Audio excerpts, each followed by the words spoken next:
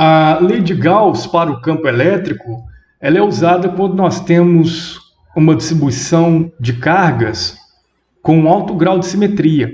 Então, ela é mais útil, ela vai dar menos trabalho para calcular o campo elétrico do que a lei de Coulomb. No magnetismo, acontece algo semelhante aí com a lei de Ampère e a lei de Biot-Savart. A lei de Ampère, ela não vai levar em consideração elementos geométricos da fonte de campo magnético, como a lei de Biot-Savart leva. Tá? Na lei de Biot-Savart nós temos elementos geométricos que podem dificultar o cálculo do campo magnético da fonte que está gerando esse campo magnético.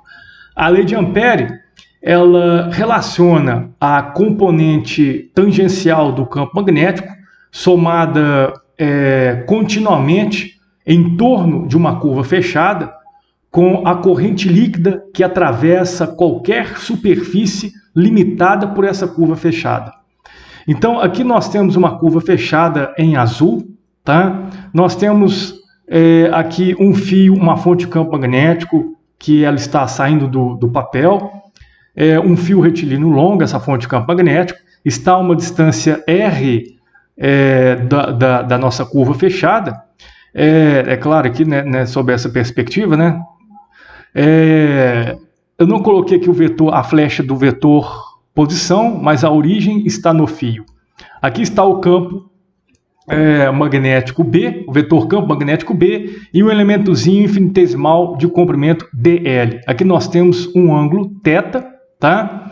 E aqui uma circunferência, né? um pedaço do arco da circunferência das linhas de campo magnético. Aqui nós temos, nesse vértice aqui, nós temos o fio. Eu não desenhei o fio aí, mas vamos considerar que ele está aqui no vértice, e está a uma distância r aí da nossa linha de campo magnético. Temos aqui dl cosseno de θ, que vai ser a projeção de dl sobre o vetor campo magnético. Se nós traçarmos uma linha que sai da flecha, da ponta da flecha até o campo magnético, uma linha reta, essa linha vai ser perpendicular então ao campo magnético B, e então a projeção de dl sobre o campo magnético B aqui nesse desenho vai ser um segmento que vai ser adjacente ao nosso ângulozinho aqui, θ. Tá? Então, por isso nós utilizamos aqui cosseno do ângulo θ. Bom, esse comprimento, então, dessa projeção dl cosseno, como ela é infinitesimal, né? Nós temos aqui quem que está determinando esse comprimento aqui de circunferência, de arco de circunferência, é um ângulozinho central, também infinitesimal, d alfa. Então, vamos somar essas componentes tangenciais de campo magnético. Então, nós vamos resolver aí a integral de circuitação do campo magnético em torno do contorno fechado C. Tá? Então, aqui no integrando, nós temos o produto escalar do vetor B pelo vetor dl. Bom, lembrando lá de definição aí do produto escalar, né, de uma das propriedades do produto escalar, aqui então nós podemos reescrever este integrando como módulo do campo magnético B vezes módulo do vetor dl cosseno do ângulo entre esses dois vetores. Bom, se o S é o comprimento do arco de uma circunferência, então S é igual a R vezes o ângulo alfa, que é o ângulo central aí que está determinando esse arco de circunferência. Bom, então através dessa equação 2 nós podemos reescrever o segundo membro da equação 1, né, olhando aqui o desenho. Esse dl, então, é um arco, é um comprimento infinitesimal de arco de circunferência. Essa circunferência está delimitada por essa curva azul. Então, reescrevendo esse termo, dl cosseno, em função do seu ângulozinho infinitesimal, então vai ficar dl cosseno igual a R, que é o raio da circunferência, d alfa.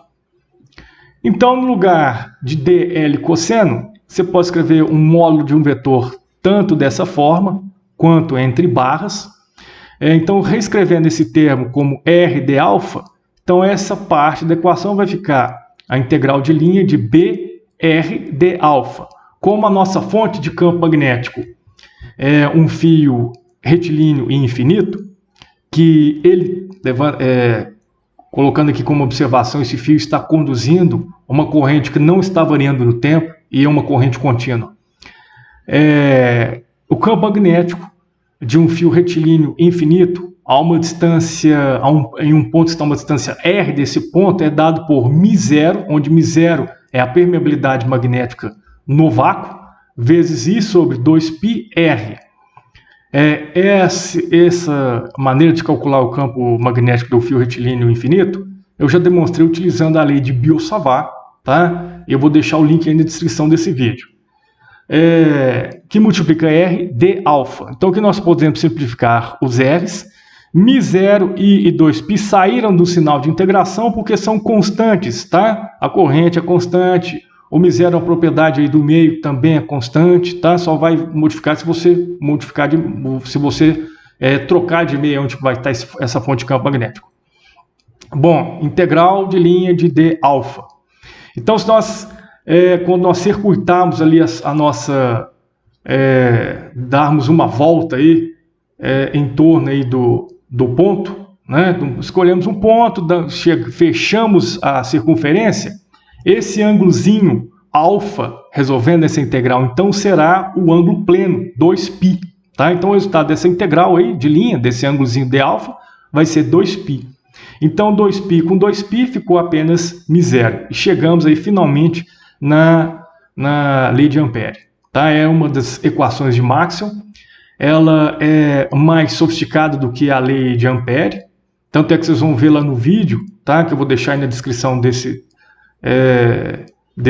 vídeo, que a lei de Biot-Savart ela vai gastar aí uma folha Chamex para você encontrar esse termozinho aqui, que é o campo magnético em um ponto P que está a uma distância R de um fio retilíneo infinito. Tá? Ao passo que, se você utilizar a lei de Ampère para fazer os mesmos cálculos, você não vai gastar nem meia linha de caderno. Tá? É isso aí e Feliz Natal!